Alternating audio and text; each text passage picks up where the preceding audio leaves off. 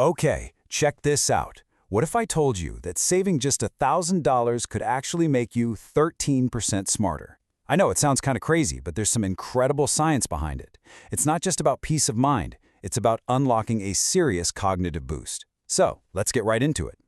So, to really get how this works, we got to start with the problem. And believe it or not, the problem isn't really the money in your bank account. Nope. It's what the stress about that money does to your brain. It's something called the scarcity trap. Have you ever had that feeling? You know the one. That stomach drop moment when an unexpected bill shows up, or your car starts making that awful sound. It's that sudden, cold panic, right? It just completely takes over your brain and ruins your whole day. We've all been there. And look, if you know that feeling, I want you to hear this loud and clear. It's not because you're bad with money. Not at all. This isn't some kind of personal failure. It's just you being human. It's your brain doing exactly what it's designed to do when it's under a very specific kind of pressure. And that pressure, it has a name. It's called scarcity. But here's the key thing to get. Scarcity isn't just about not having enough stuff. It's the feeling that you don't have enough. It's a state of mind, and it's a powerful one. It basically hijacks your brain, consuming all your mental bandwidth. It's like a thief that's constantly stealing your focus. Okay, so what is this scarcity mindset actually doing to our ability to think, to solve problems? Let's peel back the layers and look at the actual science here. Let's talk about your brain on stress. So get this. Researchers at Princeton, Princeton, found something absolutely mind-blowing. They discovered that constant financial stress literally, and I mean literally, throttles the brain's hardware. Think about that. It's not just you feeling stressed out. It's a real, measurable drain on your brain's processing power. So here's a way to think about it. It means you're trying to live your life, solve complex problems, and make good decisions, but you're operating with a handicapped brain. It's like trying to run the latest, most demanding video game on a super old computer. What's going to happen? It's going to lag, it's going to freeze, it's going to crash. It just can't keep up. And when you look at the difference side by side, it is just stark. On one side, you've got the brain in scarcity. It's trapped in survival mode. All it can see is what's urgent, what's right in front of its face. So your decisions, they become reactive, impulsive. But on the other side, a brain with some breathing room, a brain in abundance, it can shift gears. It can go into growth mode. It starts focusing on what's actually important for the long term, making smart, proactive plans. It's a total game changer. All right, so if scarcity is like having your brain stuck on low power mode, then the big question is, how do we recharge the battery, right? Well, the solution is this really cool, really powerful idea. It's called the cognitive buffer.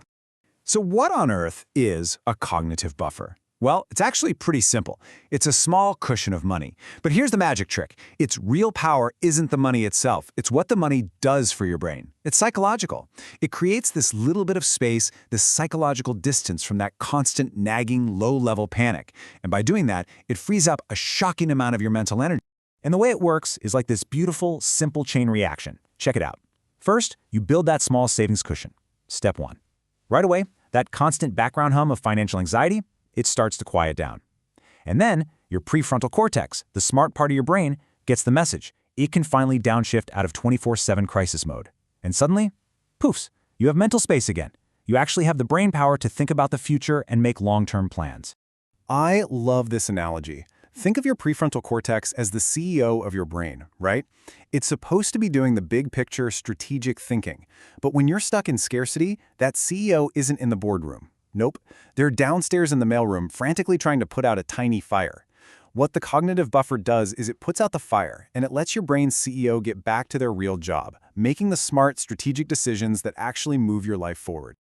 Okay, this is where it gets really, really cool. Because this isn't just about feeling better or being less stressed. We're talking about a real, measurable, quantifiable increase in your brain power.